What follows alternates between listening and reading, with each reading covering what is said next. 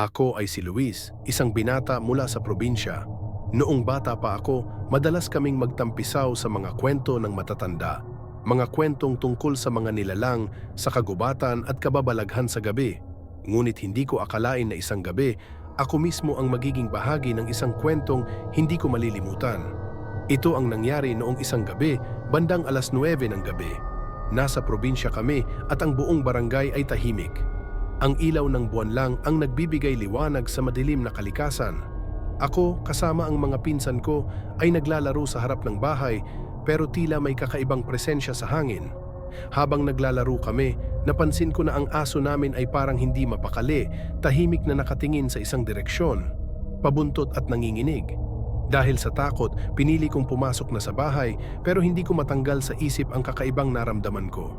Hindi ko alam kung bakit pero parang may takip na lumulutang sa paligid.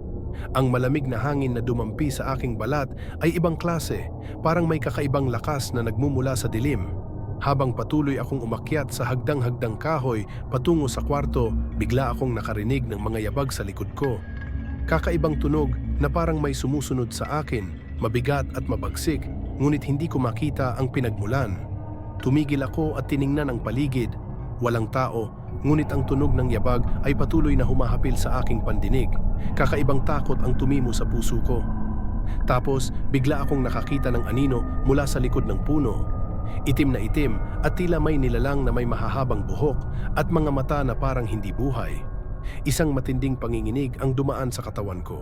Hindi ko alam kung makagalaw pa ako. Sa mga sandaling iyon, ang takot ay sumakop sa aking buong katawan. Tumangu-tango lang siya, parang may mensaheng gustong iparating. Nang bigla siyang humakbang patungo sa akin, naramdaman ko ang isang matinding malamig na hangin na tila humaplos sa aking balat. Parang may nilalang na dumaan sa aking katawan. Nagpatuloy ang kakaibang tunog ng mga yabag sa paligid ko at ang malamig na hangin ay lalong lumakas. Naramdaman ko ang takot na hindi ko kayang ipaliwanag. Sa huling sandali, bago ko sana iaabot ang kamay ko upang kumalma, narinig ko ang isang tawa. Isang malupit, nakakatakot na tawa mula sa likod ko. Hindi ko na nakayanan. Pumailan lang ang aking hiyaw at saka ko naramdaman ang aking katawan na parang natatangay ng isang hindi nakikitang puwersa. Tumakbo ako patungo sa bahay, ngunit sa bawat hakbang ko, parang nararamdaman ko pa rin ang mga mata ng nilalang na iyon na nakatitig sa akin. Pagdating ko sa bahay, hindi ko na namalayan kung paano ako nakapasok, ngunit ang aso namin, na ngayon ay matanda na, ay hindi na muling tumahol tuwing gabi. Hanggang ngayon, hindi ko pa rin kayang maglakad mag-isa sa kagubatan at ang mga huni ng mga ibon sa paligid ay parang paalala na may hindi normal na nangyari sa akin. Hindi ko alam kung anong nilalang iyon, pero isang bagay lang ang sigurado ko.